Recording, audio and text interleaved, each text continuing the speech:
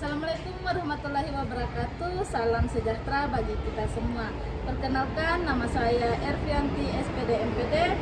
Saya merupakan salah satu dosen pada program studi Teknologi Pendidikan Fakultas Keguruan dan Ilmu Pendidikan Universitas Kristen Indonesia Toraja. Di sini saya mengampu mata kuliah pengembangan bahan ajar pada semester 4 dengan bobot 3 SKS.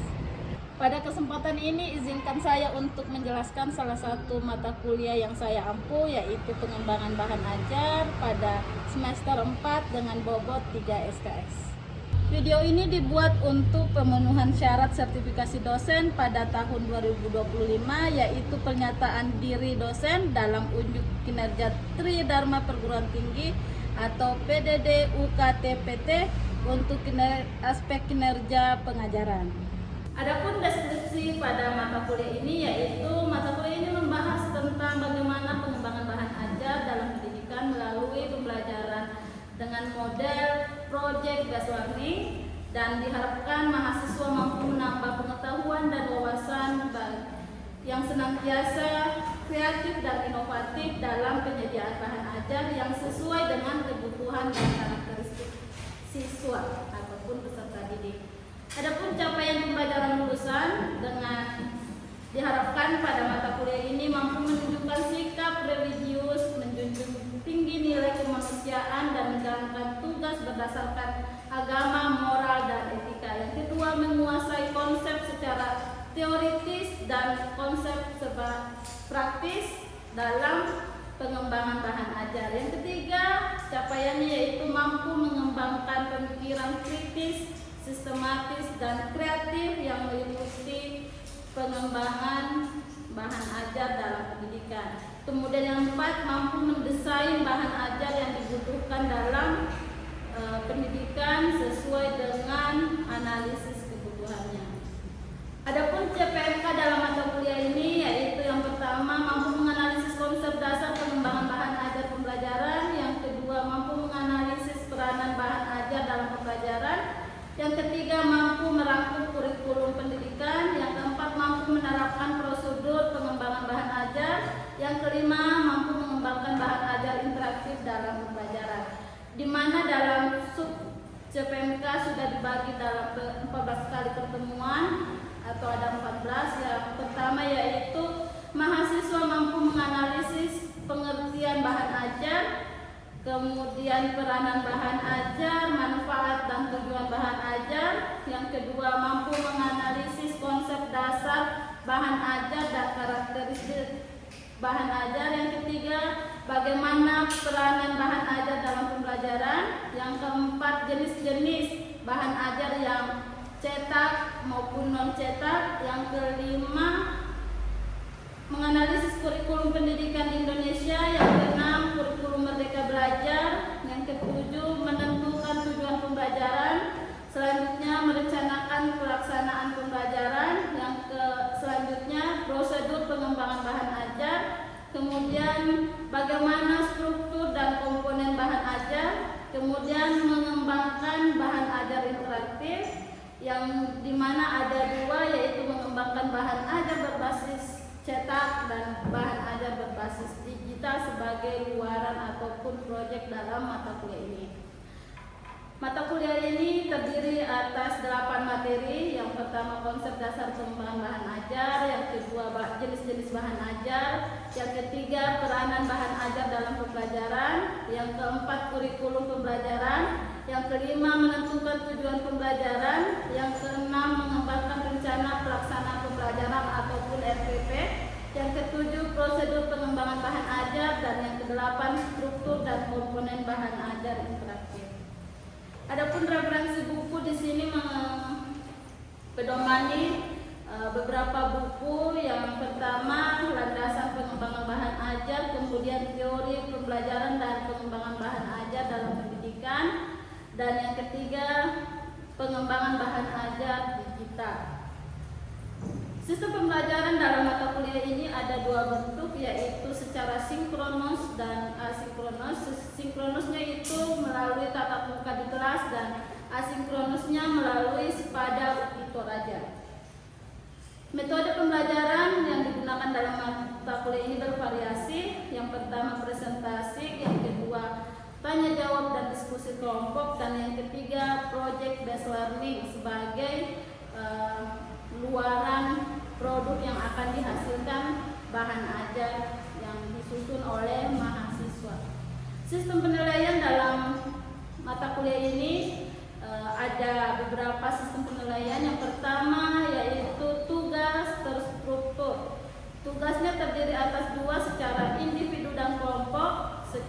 Untuk tugas individunya bobotnya 15% dan tugas kelompok itu 20%. Kemudian ujian tengah semester ada 30% dan ujian akhir semester ada 35%.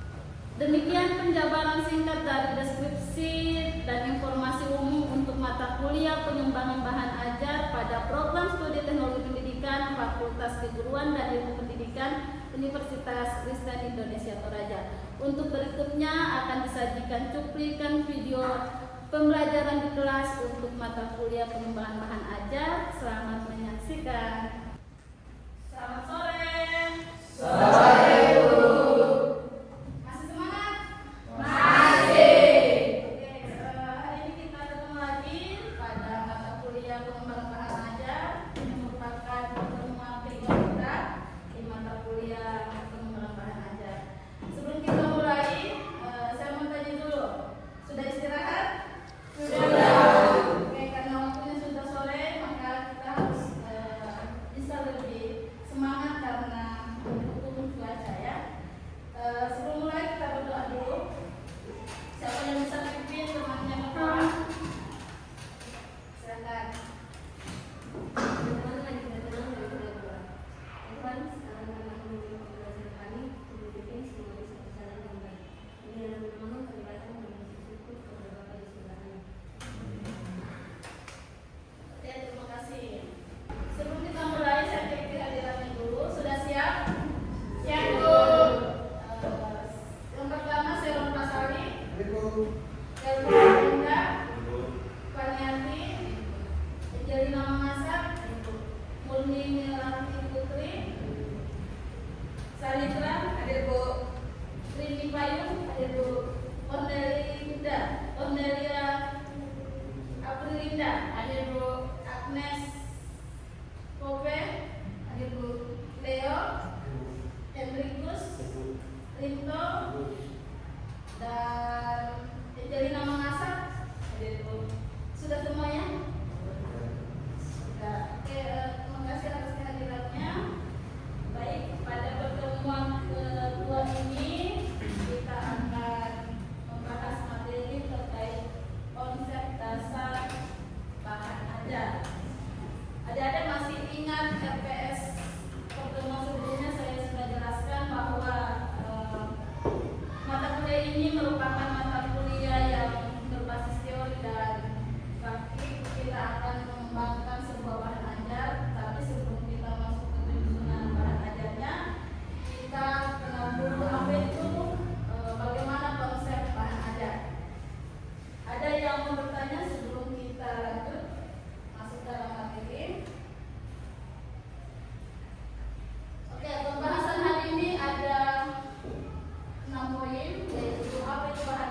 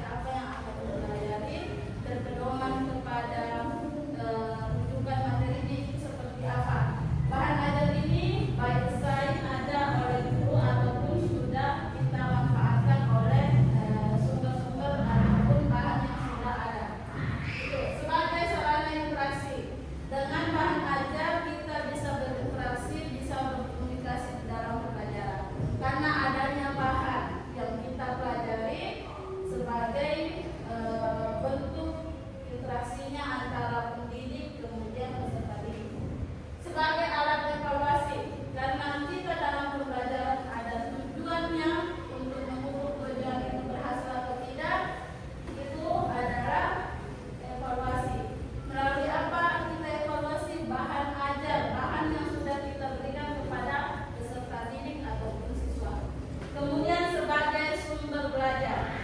Kenapa dikatakan sebagai sumber belajar? Karena dengan bahan ajar yang kita akan pelajari, dari situlah kita memperoleh materi ataupun teorinya. Ada yang mau bertanya? Kita lanjut. Tujuan dari bahan ajar. Apa tujuan dari bahan ajar? Tujuan dari bahan ajar sebagai sarana belajar yang menuntun peserta didik untuk belajar secara mandiri dan mencapai tujuan pembelajaran yang telah direncanakan. Dalam mata kuliah ini bukan cuma teoritisnya yang akan kita peroleh, tetapi namanya saja pengembangan bahan ajar. Adik-adik sebagai mahasiswa program studi teknologi pendidikan yang nantinya akan terjun di dunia pendidikan harus bisa mengembangkan ataupun merencanakan bahan ajar. Jadi luaran dari mata kuliah ini yaitu menghasilkan produk bahan ajar. Oke, kita lanjut. Nah, konsep bahan ajar. Sebelum masuk di mata kuliah ini, Anda sudah tuntas sumber belajar, pengelolaan sumber belajar, kemudian media pembelajaran. Ada yang tahu apa itu sumber belajar? Ada yang tahu? Yang tahu bisa angkat tangannya. Ada? Ayo, siapa? Oke, Kelvin silakan. Kelvin. Jadi sumber belajar adalah segala sesuatu yang bisa digunakan untuk membantu proses belajar. Oke, sumber belajar merupakan segala sesuatu yang dapat digunakan untuk Membantu proses belajar. membantu proses belajar. Ada yang lain? Atau sepakat? Sepakat. Oke, kalau media pembelajaran. Nah, orang teknologi pendidikan ini suka desain media. Apa itu media pembelajaran? Oke, silakan, Agnes. Media pembelajaran adalah alat bantu yang digunakan dalam menyampaikan pesan atau materi. Alat bantu yang digunakan untuk menyampaikan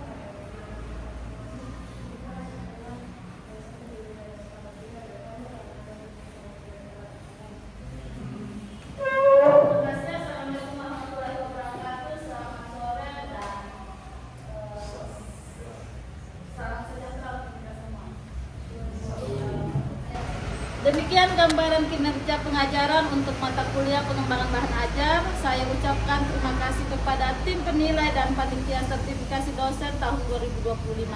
Terima kasih pula saya ucapkan kepada teman-teman sejawat dosen dan rekan-rekan mahasiswa S1 Program Studi Teknologi Pendidikan, Fakultas Keguruan dan Ilmu Pendidikan Universitas Kristen Indonesia Toraja.